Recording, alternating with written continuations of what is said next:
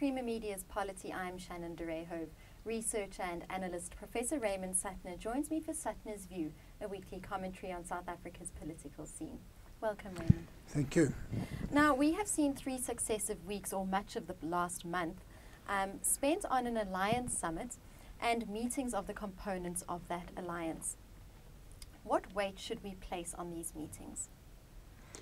On the face of it, it seems that things are settled, and that the COSATU Congress last week firmly defeated the supporters of NUMSA and the supporters of Zwelinzima Vavi.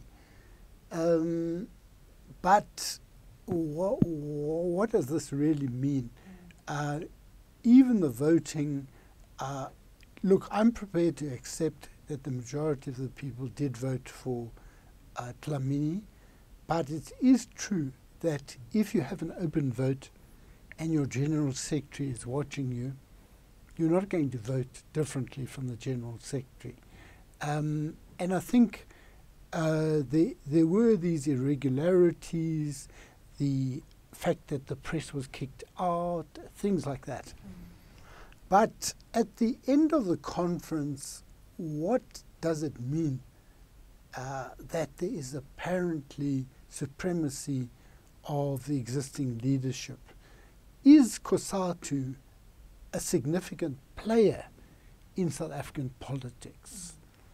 Is it offering an independent working class input into the alliance? Now, the impression that I have, and I think it is true that COSATU does not any longer make a significant input into ANC-led government policies. It does have a policy on national minimum wages and on labour brokers and a few other things, but it is very ineffectual. In fact, they are very dependent, and I think there is this tendency, I'm not an expert on it, but we know that there's a tendency towards COSATU becoming public sector unions, and many of these people don't have such strong ties as the industrial unions used to have with the workers. And the National Union of Mine Workers has taken a beating over Marikana, and I think there's a general feeling that but COSATU in general is not reliable in terms of taking up the interests of the workers. That is what happened at Marikana, and that is, I think, a general feeling which started before Marikana, where there started to become a distinction between those who are office bearers and the rank and file workers, something that there wasn't there in the early years of COSATU. So COSATU has become bureaucratized, but it is not a significant factor in the alliance anymore, and which is not to say that the unions that back NUMSA are offering a significant alternative.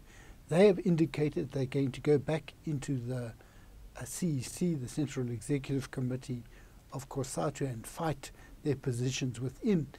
But the whole NUMSA project is not really clear that it's got backing. It's not clear what the modalities are for its opposition, what alternative it's offering, and what are the modalities for realizing these. You can't treat what was said in the Freedom Charter in 1955 as something that has to be literally applied in the year 2015. So I'm not sure that there is something beyond the rhetoric with regard to the alternatives to the present people. So in general, I think what's happened with all these conferences is they've tried to have a show of strength, but in fact it's been a show of rhetoric. and there have been these attacks on the judiciary in the Communist Party conference and to some extent in the Alliance Summit. But I don't think they have really come out convincingly as being stronger than before. Now, what of the SACP and the ANC itself? You see, the SACP says that they felt at the Alliance Summit is that the SACP is the most stable of all the components of the alliance. But what does stability mean? You know, you can be dead, then you're stable. So the question really is the SACP alive? Is it independent? Is it doing something different from the rest of the alliance? And there are lots of documents that the SACP has got which are sophisticated. However, its political practice seems to be indistinguishable from that of the ANC, that they devote a lot of their time to supporting ANC positions, which I think many of them know cannot be seen as correct. On Kandla, to divert funds meant for the poor to benefit the president. I mean, you have one issue. I went to the SACP website about 6 months ago, and they had "Happy Birthday, Comrade President."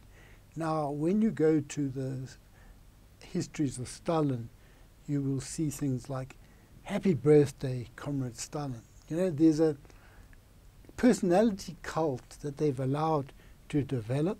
They know that this is not correct.